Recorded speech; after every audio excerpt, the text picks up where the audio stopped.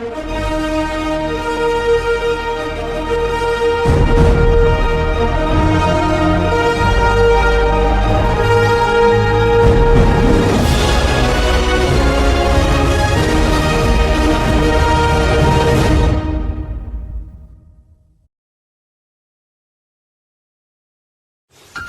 belakang. Satu perang Padri terjadi di tanah Minangkabau, Sumatera Barat pada tahun 1821 sampai 1837. Perang ini digerakkan oleh para pembaru Islam yang sedang konflik dengan kaum adat. Perang ini bermula adanya pertentangan antara kaum Padri atau ulama dengan kaum adat. Kaum ulama ingin memberantas kebiasaan buruk yang dilakukan kaum adat seperti berjudi, menyambung ayam, dan mabuk. 3. Perebutan pengaruh antara kaum adat dan kaum ulama. Jalannya perlawanan. Fase pertama 1821 sampai 1825. 1. Pada fase pertama dimulai gerakan kaum Padri menyerang pos-pos dan penjagat terhadap patroli Belanda. 2. Perlawanan dipimpin oleh Tuanku Pasaman, sedangkan Belanda dibantu pasukan oleh pribumi termasuk juga kaum adat. 3. Periode tahun 1821 sampai 1825, serangan-serangan kaum Padri memang meluas di seluruh tanah Minangkabau.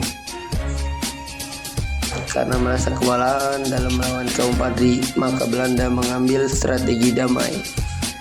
Oleh karena itu, pada 26 Januari 1824 tercapailah perundingan damai antara Belanda dengan kaum Padri di wilayah Lahan Panjang.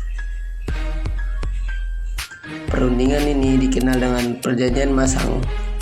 Tuanku Imam Bonjol juga tidak keberatan dengan adanya perjanjian damai tersebut, akan tetapi Belanda justru dimanfaatkan perdamaian tersebut untuk menduduki daerah-daerah lain. Kemudian Belanda juga memaksa Tuanku Mensiangan dari kota Lawas untuk berunding, tapi ditolak. Tuanku Mensiangan justru melakukan perlawanan.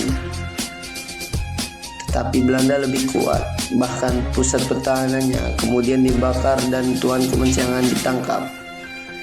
Tindakan Belanda itu telah menimbulkan amarah kaum Padri Lahan Panjang dan menyatakan pembatalan kesepakatan dalam Perjanjian Masang. Tuanku Imam Bonjol mengeluarkan kembali semangat untuk melawan Belanda. Dengan demikian perlawanan kaum Padri masih terus berlangsung di berbagai tempat. Fase kedua 1825 sampai 1830. Bagi Belanda, tahun itu digunakan untuk sedikit menedorkan ofensinya dalam perang Padri. Upaya damai diusahakan sekuat tenaga. Pada tanggal 15 November 1825 ditandatangani Perjanjian Padang. Isi Perjanjian Padang itu diantara lain adalah: 1. Belanda mengakui kekuasaan pemimpin Padri di Batu Sangkar, Saroso, Padang Guguk, Sigandang, Agam, Bukit Tinggi, dan menjamin pelaksanaan sistem agama di daerahnya.